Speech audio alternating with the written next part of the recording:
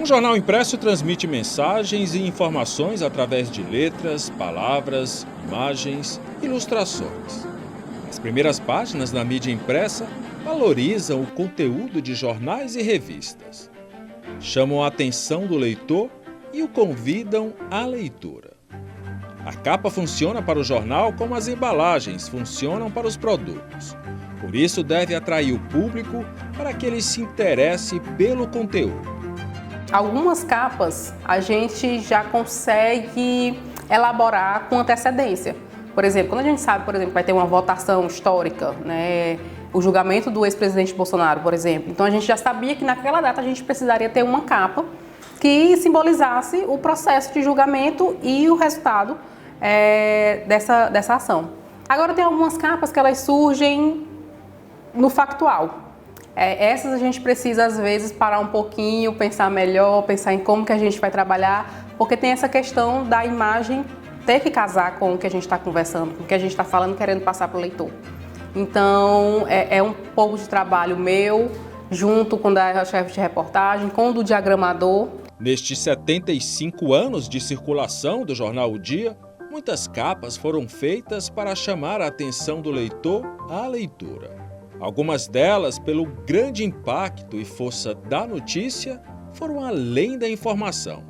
Emocionaram pela sensibilidade e se tornam verdadeiras obras de arte. Na sala da editora-chefe, capas marcantes foram emolduradas. São exemplos de trabalho jornalístico bem realizado e que ganharam uma capa à altura. Todas elas se encaixam no que se denomina de capa pôster, uma licença poética usada no jornalismo impresso. Uma delas marcou não somente a vida profissional, mas a pessoa da repórter Maria Clara Estrela. A violência sofrida por 4 adolescentes na cidade de Castelo do Piauí, que rendeu a capa Feridas de Morte no dia 29 de maio de 2015. A gente, enquanto repórter, principalmente eu como mulher, no caso específico desse de Castelo do Piauí, a gente teve 4 adolescentes violentadas, uma delas assassinada brutalmente. Eu procurei sempre me colocar no lugar das vítimas. É claro que a gente nunca tem a dimensão exata da dor que elas passaram. Mas, de um modo geral, a gente tentar olhar aquela situação não com um olhar frio, até porque o jornalismo ele é imparcial, ok, mas não tem como a gente ser totalmente isento diante daquilo que a gente escreve, quando aquilo que a gente escreve é uma violência absoluta, uma violência explícita e clara. Então, assim, primeiro de tudo, exercitar a empatia. Se eu estivesse no lugar dessas meninas e eu tivesse a minha história sendo contada, como eu gostaria que essa história fosse contada.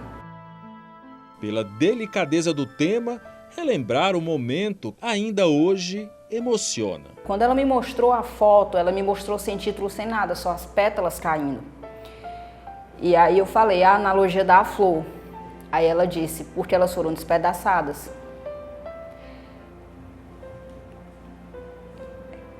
Elas tiveram a dignidade delas jogadas no lixo. Meninas que estavam crescendo, desabrochando, chegando na vida adulta e foram violadas de todas as formas possíveis. É você pegar uma flor no jardim e despedaçar inteira. E a capa ela é interessante porque é uma chuva de pétalas que se amontoam no fundo, aqui embaixo, na leitura gráfica, que mesmo despedaçadas, no final, no fundo, lá no fim, ainda havia um pouco de vida. Editora-chefe à época, Elisângela Carvalho, trabalhou mais de 16 anos no Grupo Dia, 7 como editora-chefe. Desligou-se para fazer doutorado em Portugal, de onde fala nesse momento. A capa da tragédia de Castelo foi idealizada por ela em conjunto com o diretor de arte Alain Delon. Quando nós soubemos, de fato, a dimensão da violência, né, e a gravidade de tudo aquilo que tinha acontecido em Castelo, a grande questão passou a ser não o que dizer exatamente, né? Porque a violência era muito brutal, mas como dizer tudo aquilo de uma maneira que, sobretudo, não expusesse as vítimas, né? Porque elas já eram vítimas, então a nossa ideia, primeiro, era preservar as vítimas e também ter um olhar sensível sobre tudo aquilo. E eu não queria nada que fosse relacionado ao fato em si, porque eu achei que mesmo ali a questão não era falar do que aconteceu, mas do que aquele acontecimento representava. Elisângela relembra o processo de construção das capas do jornal, como alia imagem e palavras para repercutir as publicações. A preocupação primeira foi noticiar, obviamente, mas tentando trazer, sobretudo, o sentido daquela violência, né? O que tudo aquilo podia representar, não só para as vítimas, mas para todas as mulheres e para todas as pessoas que ficaram revoltadas com tudo que aconteceu, né? E da maneira como aconteceu. Ali o processo foi muito de pensar em como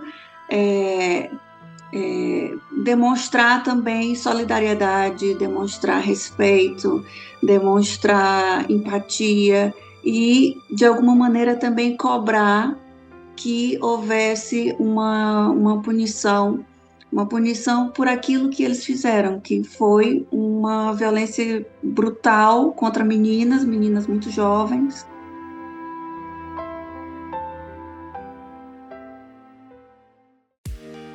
Diagramar é a função do Glauber Calan no jornal O Dia há 22 anos. Foram muitas artes criadas para estampar as capas do impresso. Para ele, um trabalho gratificante. Eu entrei aqui com 19 anos, né, na diagramação do jornal. Eu não fazia capa, eu era apenas diagramador do caderno Torquato, que é coluna Prisma.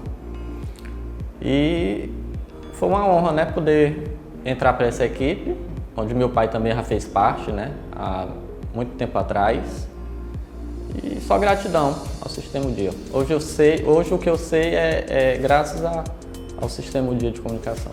Tipo uma obra de arte, né, que você tem que fazer, desenhar, para que o leitor possa abrir o jornal e ver uma página bonita, bem diagramada e tenha gosto de ler a matéria, né? A primeira página destaca o que há de mais importante, inédito e exclusivo em um jornal. Incontáveis capas estão nos nossos arquivos e outras surgem a cada dia. Nos dias 1º e 2 de fevereiro de 2026, mais uma especial e um grande marco. O jornal O Dia, o mais longevo, tradicional e o único em circulação no estado, completa 75 anos. O que marca o Piauí fica impresso aqui.